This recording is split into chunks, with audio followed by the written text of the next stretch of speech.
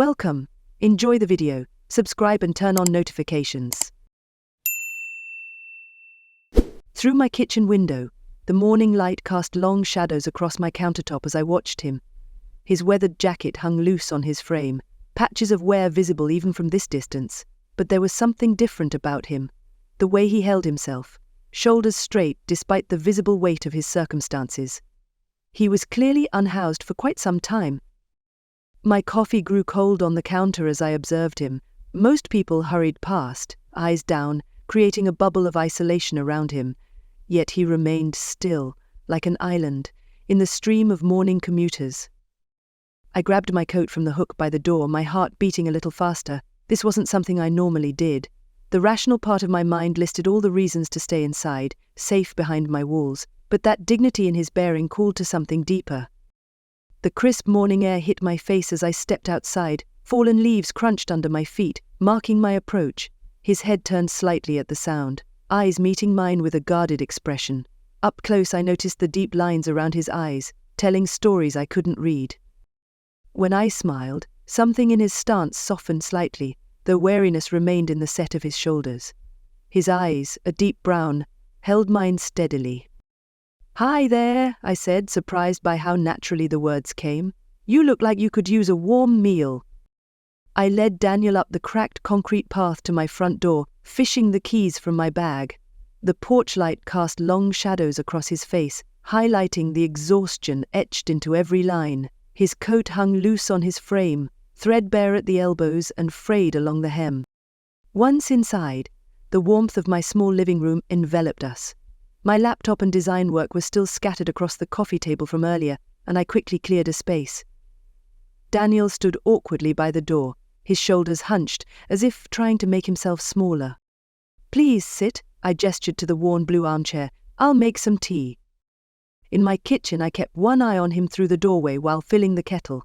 He sank into the chair with a barely audible sigh, his rough hands resting on his knees. The fluorescent light revealed what the darkness had hidden, a small cut above his eyebrow, dried blood crusted at the edges. My mind raced with questions. The rational part of me questioned my decision to invite a stranger into my home, but something in his demeanor, in those tired eyes, told me he wasn't a threat. His presence filled my usually quiet house with an electric tension, making me hyper-aware of every small movement, every breath. The kettle whistled, making us both jump. I poured 2 mugs of chamomile tea, added honey to both. When I returned, Daniel had removed his coat, revealing a faded plaid shirt with a missing button. He accepted the mug with trembling fingers, our hands briefly touching in the exchange. The contact sent an unexpected jolt through me, and I quickly settled onto the couch opposite him. Steam rose between us in delicate spirals, as silence stretched like a living thing. I watched him take a careful sip, noting how his shoulders gradually began to relax, how his eyes darted around the room, taking in my collection of art prints and half-finished projects.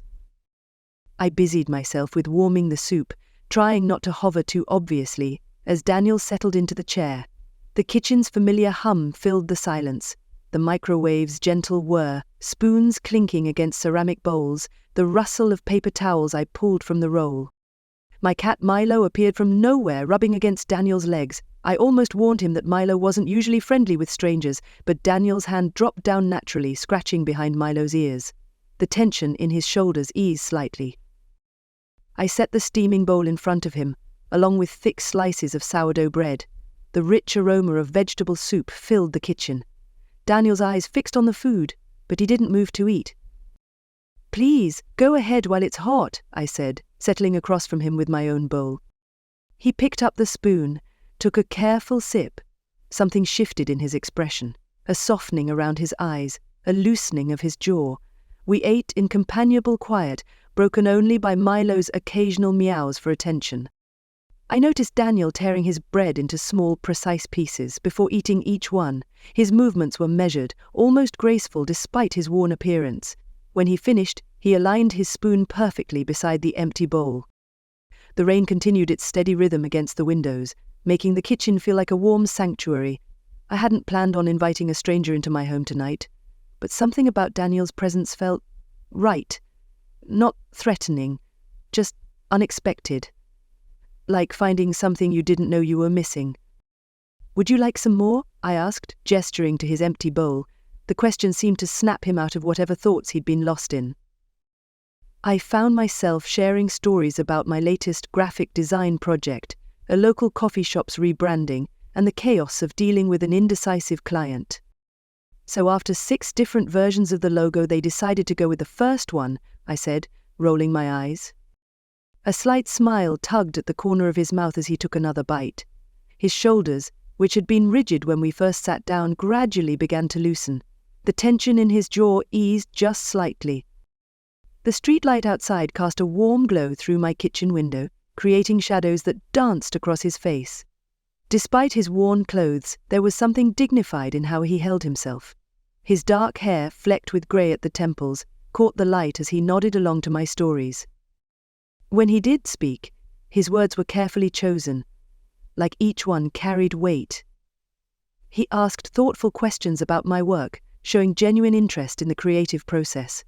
Though he revealed little about himself, his brown eyes held depths of understanding that made me want to know more. As the meal drew to a close, I noticed the empty plate in front of him, scraped clean. Something about that simple detail made my heart ache. "The bathroom's down the hall if you'd like to freshen up," I said, gesturing to the right. He paused, considering the offer with the same careful deliberation he had shown all evening.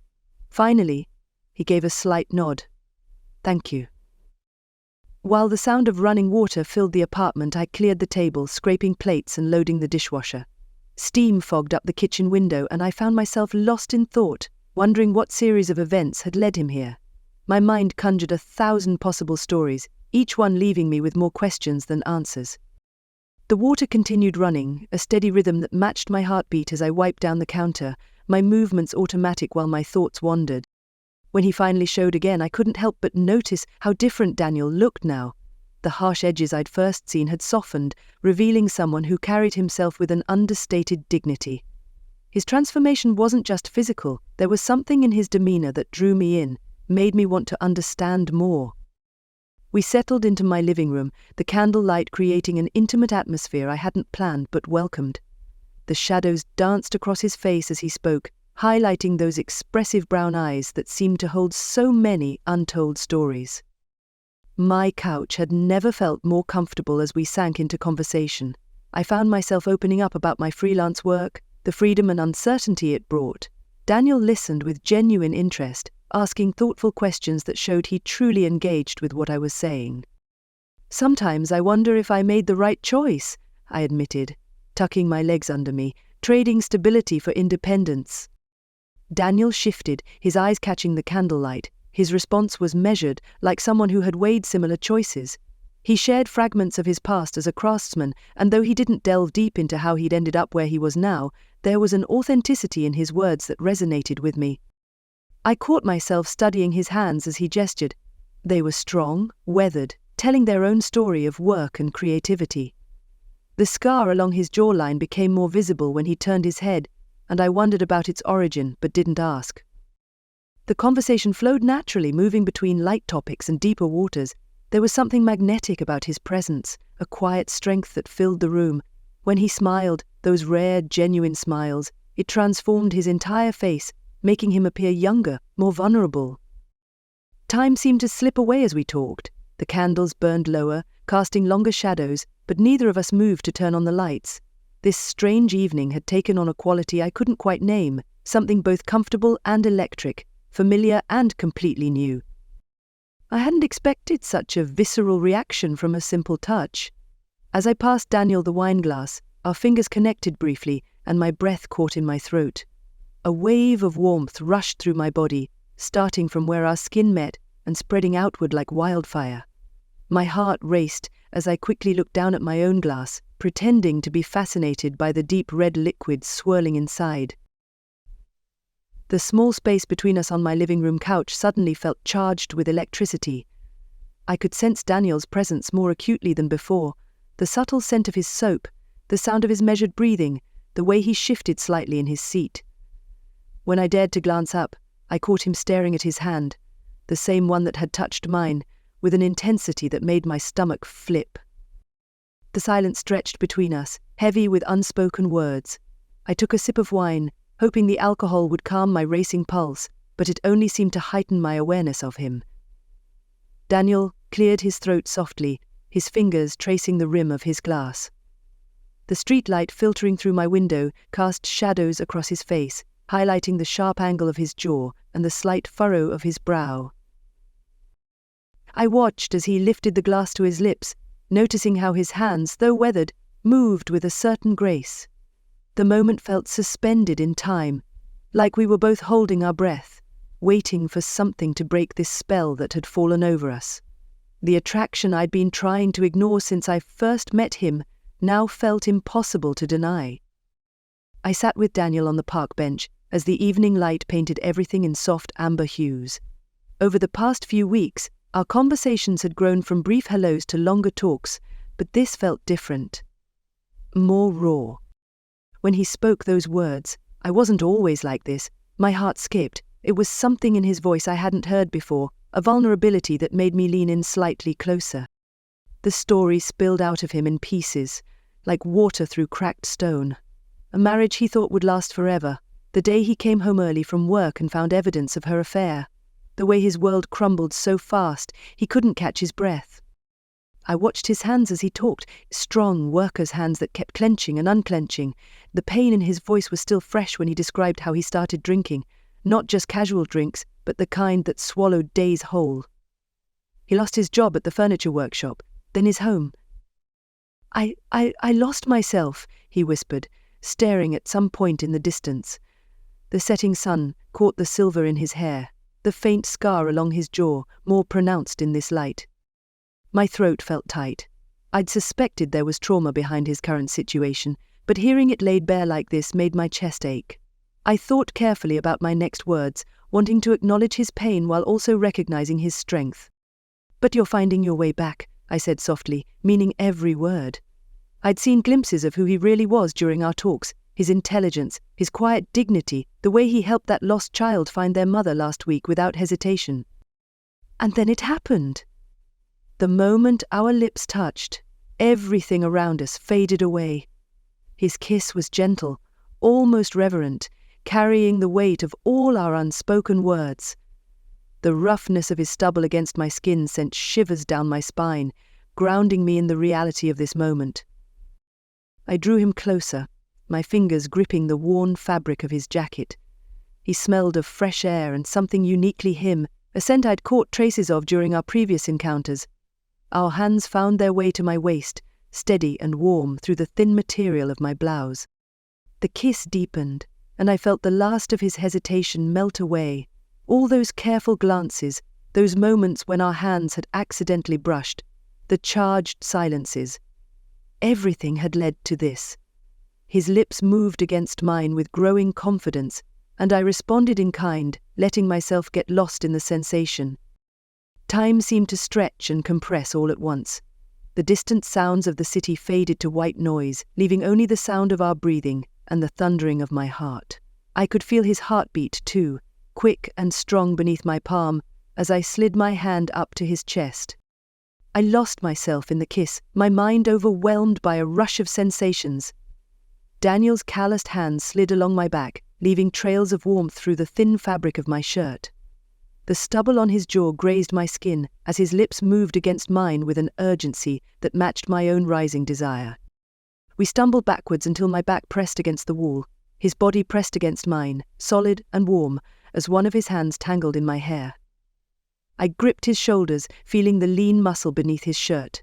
The scent of him, earthy and masculine, filled my senses. My heart thundered in my chest, every touch, every brush of his lips sparked something primal and intense. His other hand found my hip, fingers pressing into my skin. A small gasp escaped me as he deepened the kiss further. The rest of the world disappeared completely. There was only Daniel, only this moment, only the electric current running between us, and his huge... This connection felt raw, real, untamed. Nothing else mattered, not my earlier hesitations, not our differences, not the complications. Just the magnetic pull drawing us together and the fire building between us. I woke up to sunlight streaming through my curtains, my hand instinctively reaching across the empty space beside me. The sheet still held a trace of his warmth, but Daniel was gone. Last night's memories flooded back, the way he'd traced patterns on my skin, how we'd talked until dawn about everything and nothing. My apartment felt different in the morning light. Pulling my robe tighter around me, I padded across the hardwood floors to the kitchen. That's when I saw it. A small wooden token placed deliberately in the center of my kitchen table. I picked it up, running my fingers over its surface. The carving was intricate, depicting what looked like intertwining branches or maybe waves. The wood felt smooth, worn, like it had been handled countless times. Daniel had mentioned he liked working with his hands, but I hadn't expected this level of craftsmanship. The kitchen still held evidence of our late-night tea session, 2 mugs by the sink, a chair slightly askew where he'd sat across from me. We'd spent hours there, his voice soft as he told me about growing up in a small coastal town, learning woodworking from his grandfather.